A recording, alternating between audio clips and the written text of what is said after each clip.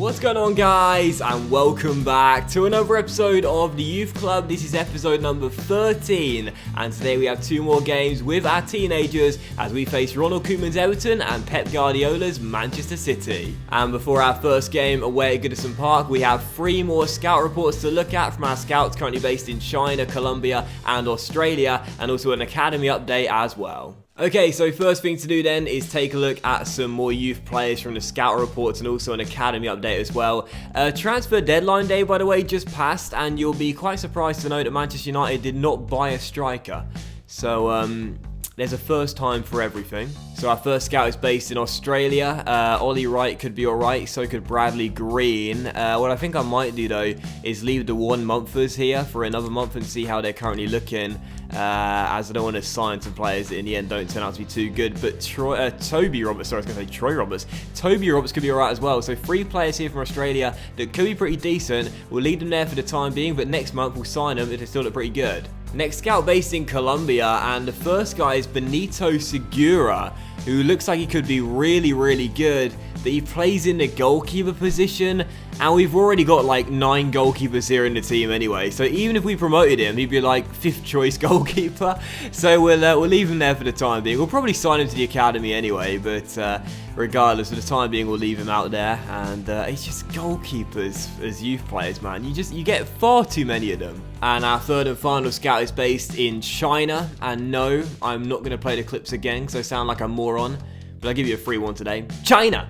And it's not Donald Trump, is it? It's more like a chipmunk on crack. Sorry, I should have clarified. A chipmunk on crack that's got a bit of a sore throat. So he's picked us up Liang Mao, who's not very good. Xin Lai, who also is not very good.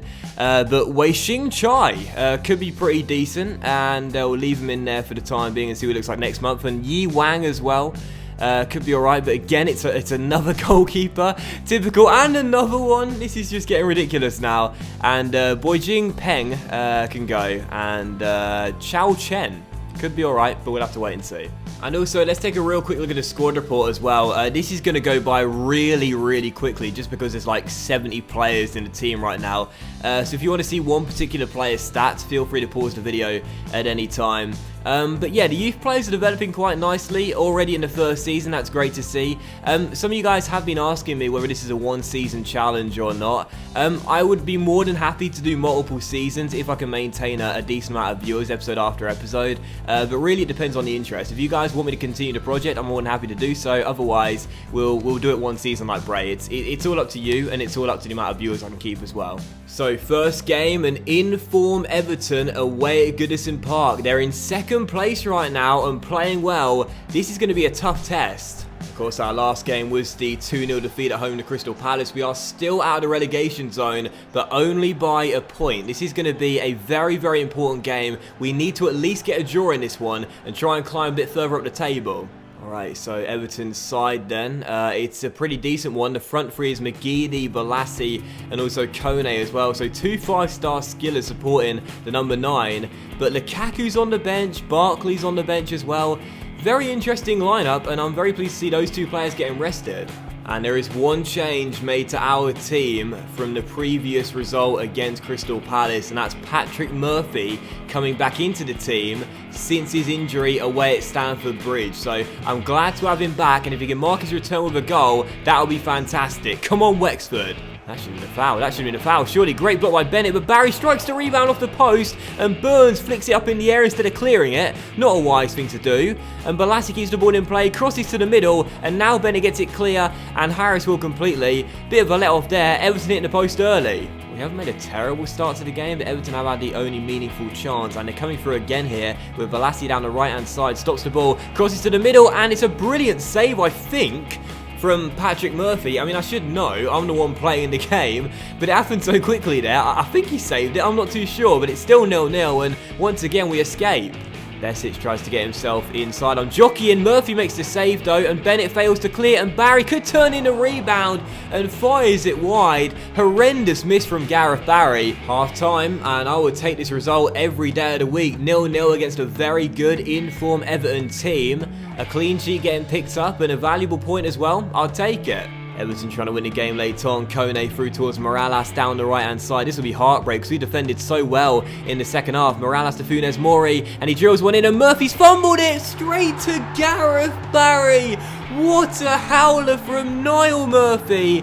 And Everton have won it. Funes Mori drills one in, and Murphy fumbles it. He seemed to have the ball in his hands, and it squirms through his fingertips straight to Barry. And he's made it 1-0 to the Toffees, and I'm standing there on the touchline thinking, Esteban Dreer, is that you? We have defended so well in this second half, and Niall Murphy has literally dropped a point for Wexford with just a few minutes to go. It's an absolute howler. There's no other way of looking at it, and Everton have won it. These are season-defining moments. A huge, huge point dropped here from our goalkeeper. And oh man, 2 games now without a win, 2 games without a goal. This is a massive, massive blow. And there it is. It's all over. Everton get the win by a goal to 0. That is absolutely sickening. I won't try and deny it. Everton were the far superior side, as you'll see by the stats. But we defended very, very well in the second half. Most of their attempts were in the first half.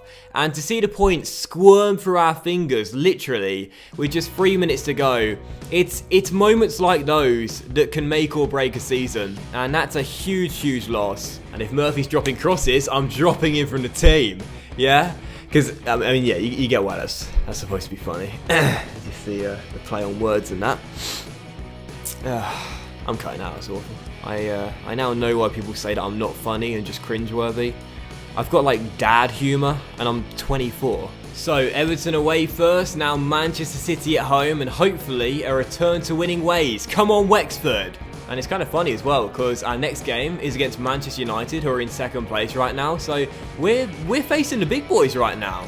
And I guess we're big boys because we're teenagers. So we're boys, but we're getting bigger, becoming adults. I don't know what the joke's supposed to be here.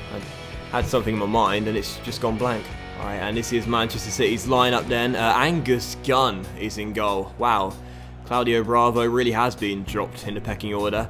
It's a pretty decent team though. Obviously Aguero leading the line. We know he'll be very hard to stop, but I believe in the Wexford dream. Come on, the lads from Ireland. It is a battle of the big boys, literally and figuratively speaking. It really, really is. Come on, Wexford. I say we're big boys as well. It's kind of like we're in the same school, but we're in year 7 and they're in year 10, and they've nicked our ball in the playground and we can't get it back. That's pretty much our skill comparison. Sane for Manchester City tries to get inside, finds Raheem Sterling down the right, and the former Liverpool man is on the ball, crossing to the centre. Oh, Murphy! Oh, Murphy!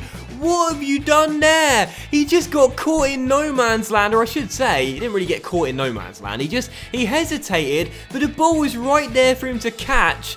And this time he thought, well, I don't want to drop it, so I'll leave it. Oh, God, what was that? I mean, to be fair, our captain also missed the ball completely when trying to head it away, but Fernandinho has fired City in front straight away. Pep is absolutely loving it. What a howler from Murphy again. It's a semi-decent cross from Sterling, but look at Murphy here. He comes out to get the ball and then leaves it, and because of that, it goes straight through the middle of my centre-back and my shot-stopper, and in the end, Fernandinho heads it into the back of the net.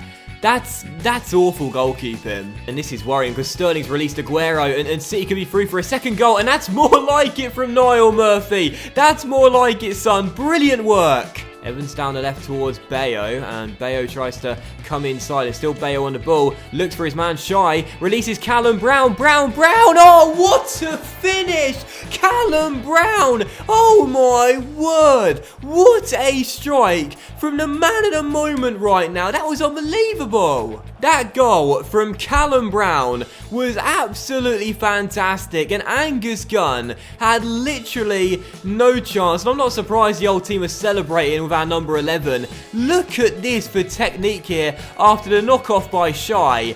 That is just brilliant. He puts his laces through it, and that is right in the top corner. It's a wonderful strike. It's a wonderful goal. Wexford are back on level terms, and this guy is a star. And here's Bayo intercepting, and a chance on a break here. Evans towards Patrick Murphy with the scoop turn, takes his man out, finds Brown inside to Patrick Murphy, and Gunn makes the save. What work from those two?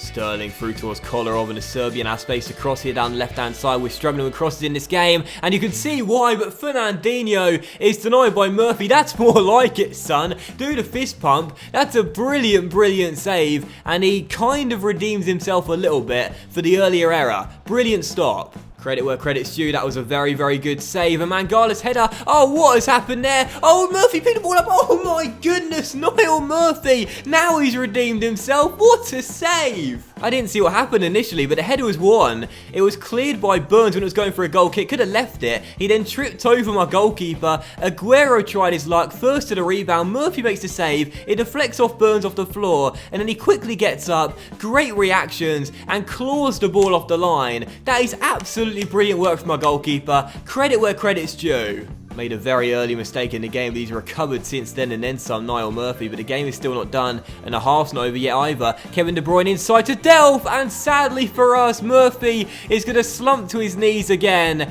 We've been beaten for a second time, and City are back in front. Not much has happened in this second half, so we're still trailing by 1. But the game is not done yet. There's 10 minutes to go. We're still in this one, but we need the ball back and we need a shot. But instead, City could rack the points up now. Oh, no. I mean, there's goalkeeping howlers. There's great build-up goals. There's screamers. There's skill runs.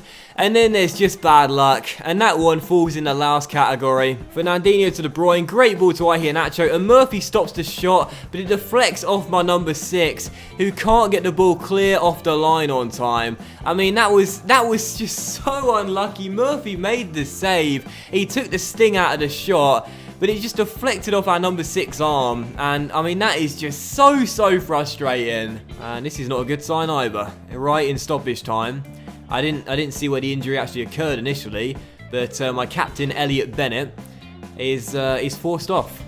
So not only are we going to lose our 3rd game in a row by 3-1 at Ferry Carrick Park, which is no longer a fortress it seems, but also my captain may be out for an unspecified amount of time.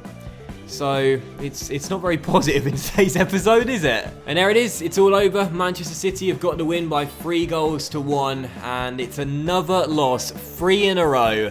Things are looking quite worrying for the teenagers. Once again though, I won't try and deny it, City were the far superior side and deserved the 3 points. I'm annoyed about the manner of the first and the third goals. The third one really unlucky, the first one indecisiveness between my goalkeeper and centre back, but either way, hold my hands up, they were the better team, they deserved the 3 points. There were positives though, we scored a nice goal from Callum Brown. But sadly, it counts for nothing in terms of points. And because of that, we're still in the relegation zone. And that will end today's episode of the Youth Club as well, guys. So a big thank you for watching. I really hope you have enjoyed it. If you did enjoy today's episode, then please do consider leaving a like, as likes are, of course, very much appreciated. And they really help the channel out as well. Much love to each and every single one of you. Have a fantastic day today. And I'll see you for the next episode of the Youth Club very soon. 13 games to go. And we've had nearly as many losses as goals scored all season long. I said today's episode was not a very positive one. I mean, you can't really draw too many positives when you look at that table. That makes for very uncomfortable reading. It's a bit like Jane Eyre. I don't think I should have ended with that joke, really. I don't think many people would have read Jane Eyre. But trust me, it's not one of the Bronte sisters' best work. No, I'm not going to recommend a book to you. Why am I ending the episode like this? Were the defeats that bad, I've now got to start discussing literature.